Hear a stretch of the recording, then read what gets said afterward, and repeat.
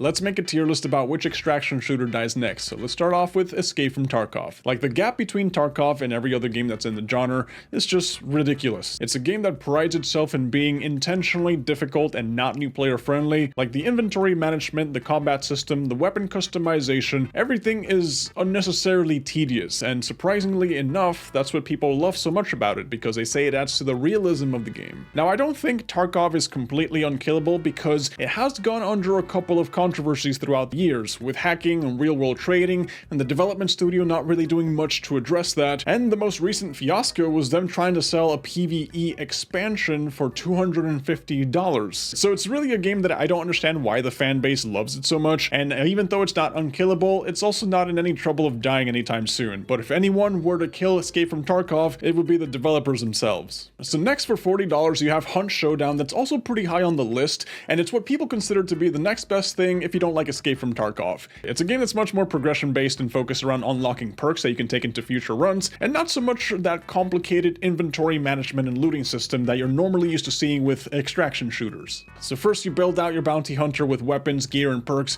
You send them to this swampy jungle to track down a boss monster using clues that you find across the map, but there's also monsters and like other players that you have to deal with. The overall ambience of the game is very grim, and once you find the boss monster, defeat it, you have to exorcise it to send it to hell using a ritual, and then that's how you get the bounty that you have to extract with. Like, overall, the game is pretty interesting, to say the least, and I will say that this is the one live service game that I've seen that's actually going up in player count. Instead of like the traditional live service game comes out, there's a massive spike in player base, and then it just dies down into nothing, and it's one of the very few games that could eventually compete with Escape from Tarkov. So while the game might also not be unkillable, I want to say that it could eventually be unkillable. I'm gonna put this one on top of Escape from Tarkov, even though that sounds kind of controversial. So now for a much less serious extraction shooter that also is very new player friendly. It's a lot more welcoming. It's not hardcore or aggressive at all. The aesthetics remind me a lot of Fortnite, and it's called Hawd. Now, in this game, you drop into an island to recover ancient artifacts from lizard monsters before the other treasure hunters can do the same. So the whole premise is that you're exploring across the island to solve puzzles to collect glyphs, and these glyphs are like the secret code that you need to collect in order to open the vault where all the artifacts are at the end. And the artifacts that you extract with, you can equip them, you can level them up, and they're going to give you perks that help you in future runs. The main issue with Hawd is that there's very little risk when it comes to the game, because the weapons that you find are kind of like Fortnite. You drop in and you have to loot,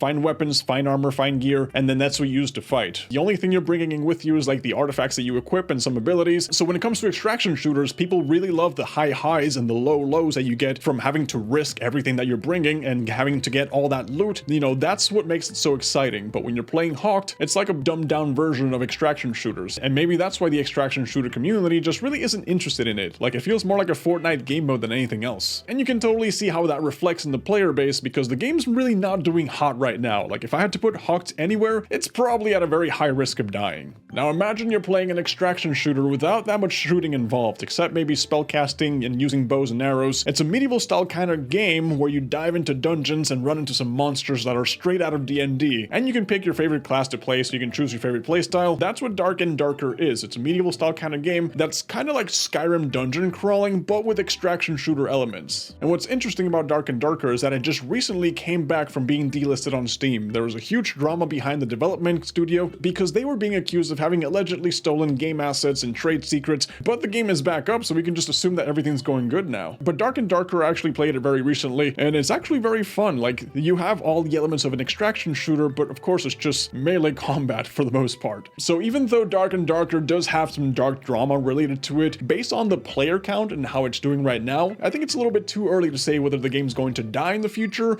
or just become unkillable. But, you know, based on what I'm seeing right now, it's doing perfectly fine the way it is. Now, Marauders is a very interesting extraction shooter because it takes the genre and puts it in space. So you're flying around in this rinky-dinky ship, and you're going to the central space station, and that's where the main action is going to happen. That's where you start looting, plundering, PvPing, all the typical extraction shooter stuff. What makes Marauders so unique is that you can actually fight in space while you're on the ship. So you can have these awesome looking ship battles, and you can also intercept and breach enemy ships to be able to kill them and steal their ships, so that's pretty interesting. Now, in terms of comparing this to Tarkov, the inventory inventory management is easier, it's a lot more simplified and welcoming for new players, and I really like Marauders because of how the game feels compared to other extraction shooters. But however, going through some of the recent reviews on Steam, people are complaining that the developers keep missing the deadlines in terms of content being added, and that's pushing a much more negative sentiment towards the game. And it reflects on the player count, to be honest, because there's not really that many people playing it. So if I had to put Marauders somewhere, I would definitely put it at a risk of dying.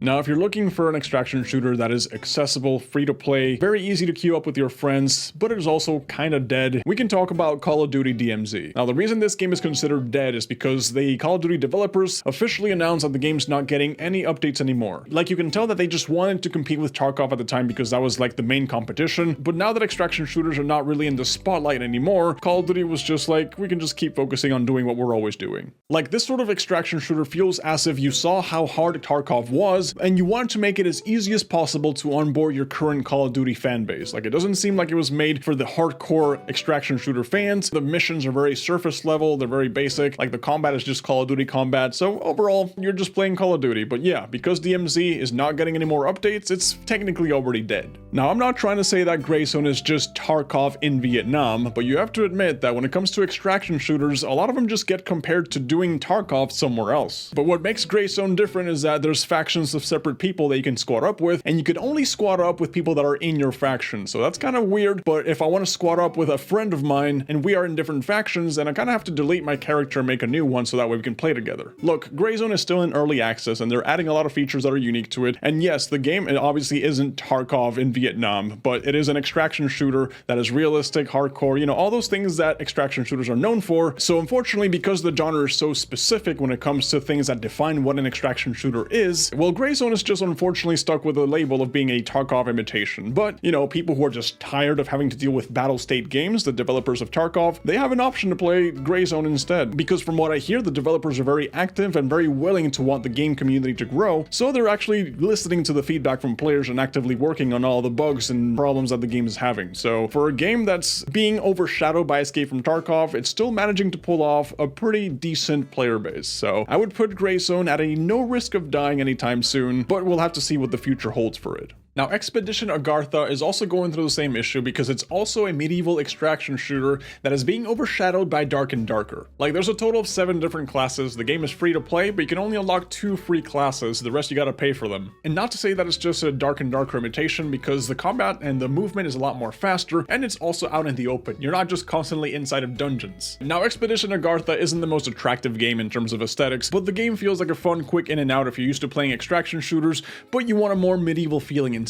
So unfortunately, Expedition Agartha, well, this one is super dead. Like, the player base is completely abandoned the game. I'm assuming because everyone's playing Dark and Darker and other stuff, but yeah, it is the way it is. Now for the most out of the norm tactical extraction shooter in this game, because it's also a roguelike that reminds me a lot of those old school PC games I used to play when you were a kid, but this one is called Quasimorph, and you're playing as a private mercenary that's sent out to go on missions by different factions that they're all run by super mega corporations that have taken over the solar system, and for some reason there's also extra dimensional demons that you have to fight against. But it's a very punishing game that's more of a solo player experience. It's also turn-based, and it's great if you feel like diving into more retro sci-fi type games. The most honest comparison I've heard is that Quasimorph is a combination between DayZ and Escape from Tarkov, and based off the player count for being a solo offline player experience, it's actually doing pretty well in numbers, and because it's an offline player experience and not a live service game, it is by definition unkillable. Another quick example of this is called Zyber, which is also a top-down retro-looking kind of game that's an extraction shooter, but this one kind of just feels a lot more like Tarkov. Like, this one's much more military-based, and you'll get that feeling of playing Tarkov, but just like as if it were in some sort of arcade machine. So it's a weird clash, but it kind of just makes sense when you play it. But unfortunately, this one does get a lot of negative reviews on Steam because the players are complaining that there's a couple of things that are messed up with it that just have not been fixed over time. So even though Zyber isn't really what you picture when you think about a game that's just dominating and unkillable, well, it is an unkillable game, you know?